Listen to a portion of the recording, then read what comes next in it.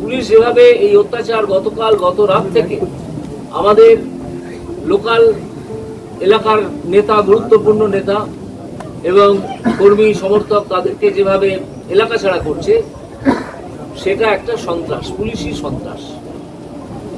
এবং তিনি কিছুতেই, এখানকার ওসি কিছুতেই যাননি। তার একটাই কথা যে আমার ঊর্ধ্বতন কর্তৃপক্ষের আদেশ আছে, আমি যেতে পারবো। কিন্তু তিনি ঊর্ধ্বতন কর্তৃপক্ষের আদেশ মানুক। কিন্তু আমার প্রশ্ন হচ্ছে, এই ঊর্ধ্বতন কর্তৃপক্ষ অর্থাৎ এসপি কোন আইন বলে এই আদেশ দেন যে একজন পুলিশ অফিসার বা 5 জন 6 জন পুলিশ পার্সন তারা একজনের বাড়ির সামনে এসে 3 ঘন্টা 4 ঘন্টা বা যতক্ষণ না তাকে দেখতে পাচ্ছে ততক্ষণ অপেক্ষা করবেন? এই এসপি কে আমি চাই এখান থেকে বদলি করে প্রশান্ত মহাসাগরের কোনো নির্জন দ্বীপে মাছ ধরার চাকরি।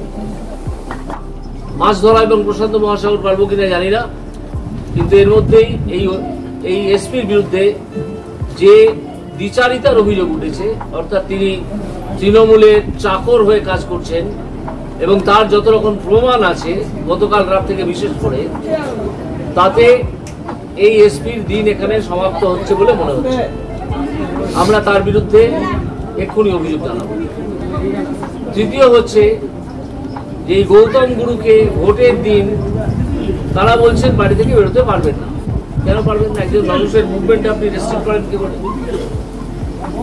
একজন মানুষের ফ্রি ইগ্রেস অ্যান্ড ইনগ্রেস তার ফান্ডামেন্টাল রাইট। তাকে তার ফান্ডামেন্টাল রাইট এভাবে পুলিশ কেড়ে নিতে পারে না।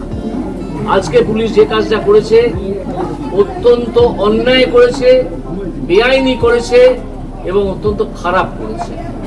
এবং যেটা বোঝা যাচ্ছে, এই এসপি এইভাবে আমাদের দলের নেতাদের হ্যারাস করতে চেয়েছেন গতকাল রাত্রির থেকে এবং করেছেন।